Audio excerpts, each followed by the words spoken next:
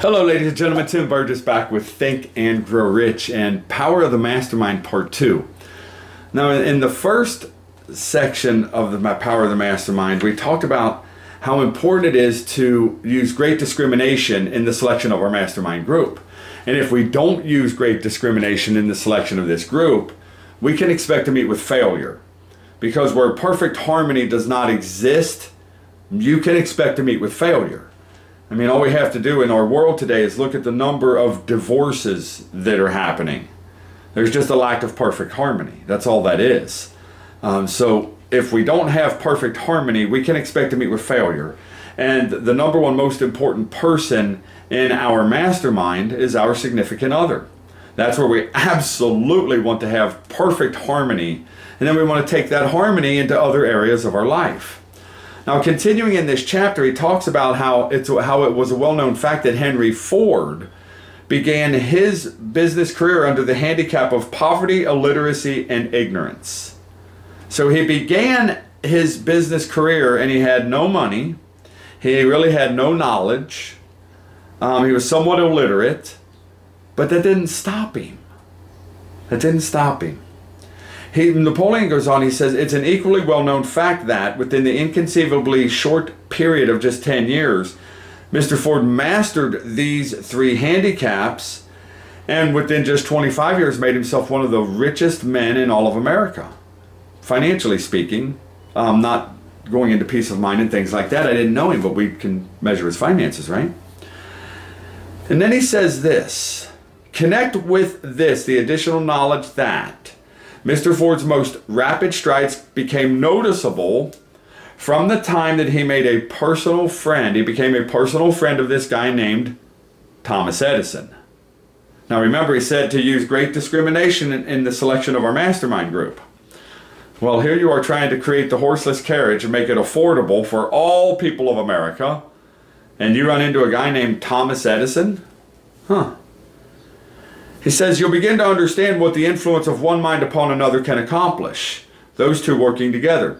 Napoleon says, go a step further and consider the fact that Mr. Ford's most outstanding achievements began from the time that he formed the acquaintances of this guy named Harvey Firestone.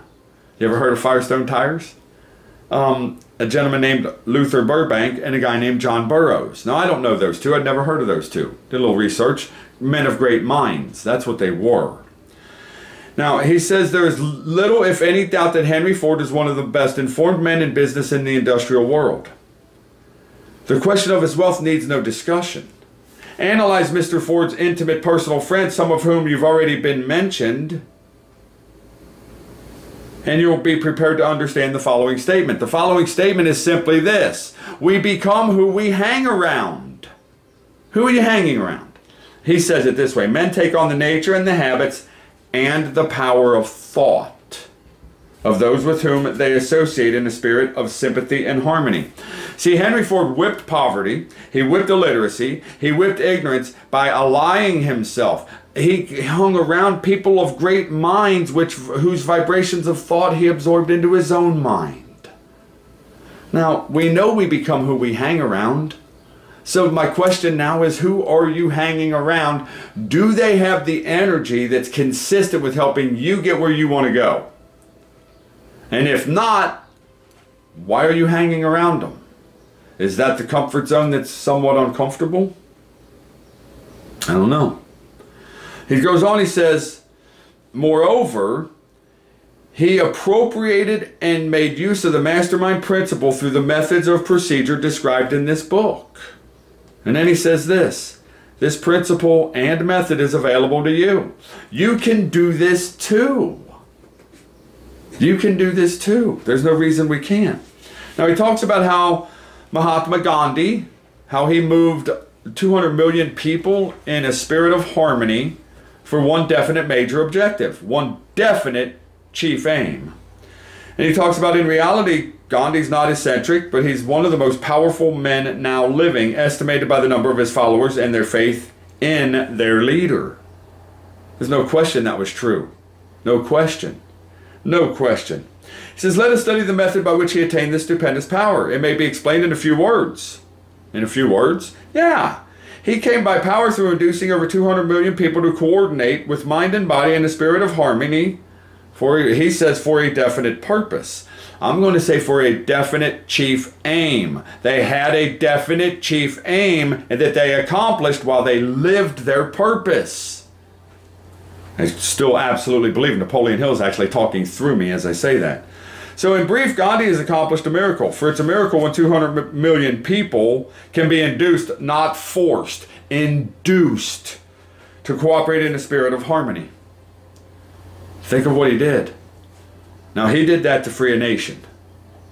Carnegie did it to create wealth. Financial wealth, wealth in his life. Others are doing that in a mastermind for a number of reasons. So why don't you take time right now and jot down 3 or 4 names that you would like to be a part of your mastermind. And don't go into the thought, oh my gosh, they would never help me. You can receive help from places you don't even realize you can receive help from. Not only that, just because they're not working in your business with you every day doesn't mean they can't be a very valuable part of your mastermind group to accomplish the definite major objective that you've set for yourself. It also doesn't mean you can't be a very significant help to them. Remember, nobody will come into your mastermind for nothing. We have to compensate somehow, some way, but the compensation does not always necessarily need to be material. And for those of you that think it's only material compensation that creates a good mastermind, you couldn't be further off base if you tried. Material compensation has absolutely nothing to do with the power of a really good mastermind. Nothing at all. He talks about money. Since we're on that subject, let's talk about it. Now, we're all after some more money. Remember, the book is written right there. It says, for men and women who resent poverty. And he talks about money. And the best way for us to accomplish and accumulate money is through the power of a well-conceived and very disciplined mastermind group. He says, money is as shy and elusive as the old-time maiden. It must be wooed and won by methods not unlike those used by a determined lover in pursuit of the girl of his choice. Huh? Yeah. Yeah, and coincidental as it is, the power used in wooing of money is not greatly different than that used in wooing a maiden. That power, when successfully used in the pursuit of money, must be mixed with faith. It must be mixed with desire. It must be mixed with persistence. It must be applied through a plan, and that plan must be set into action. So, you can take action, which you've been taking every day anyway. We all take action. I took action this morning. You'll take action later today. We all take action. However, are we taking intelligent action to move us in the direction of our definite chief aim while we live our purpose? It's a fair question, ladies and gentlemen. It's a fair question. Absolutely. He says, when money comes in quantities known as the big money, it flows to the one who accumulates it as easily as water flows downhill. As easily as water flows downhill. Yes. Ladies and gentlemen, make no mistake, the people who are earning the most amount of money are not the ones that are working the hardest. Intelligent action, not just action. Intelligent action. He says, there exists this great stream of power which may be compared to a river, except one side flows in one direction, carrying all who get into that side of the stream onward and upward to wealth, and the other side of the stream leads downward to misery and poverty. That's what he says.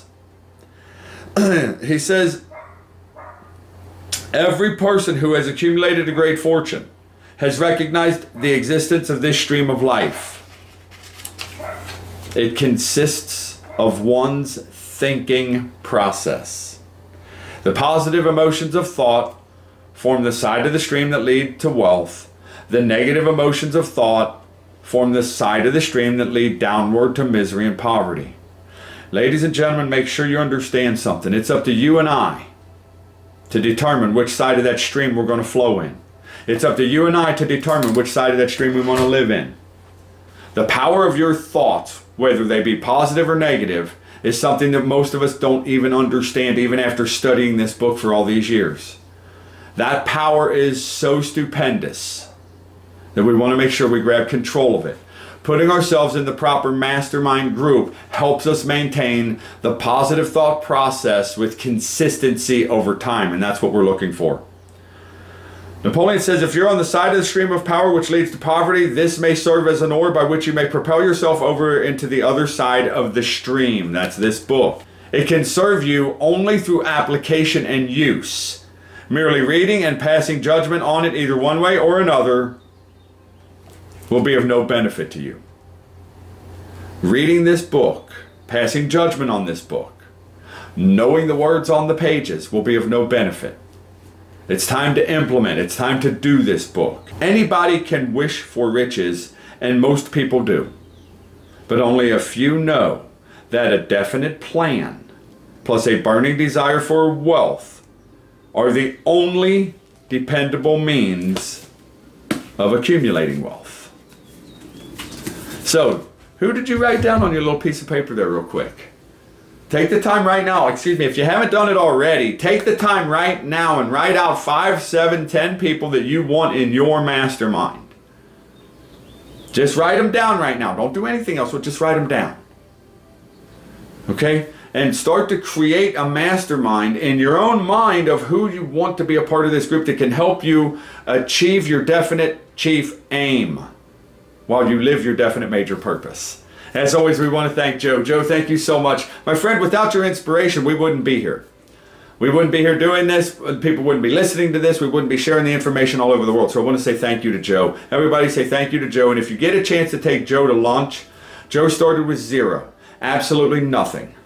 And he's got tens of millions of dollars now in net worth for him and his family. And he's one of the most humble people you will ever meet. The guy's just fantastic. If you get a chance to meet Joe, take him to lunch, have 2 or 3 well-crafted questions, and then do yourself a favor and listen really, really well as he answers those questions.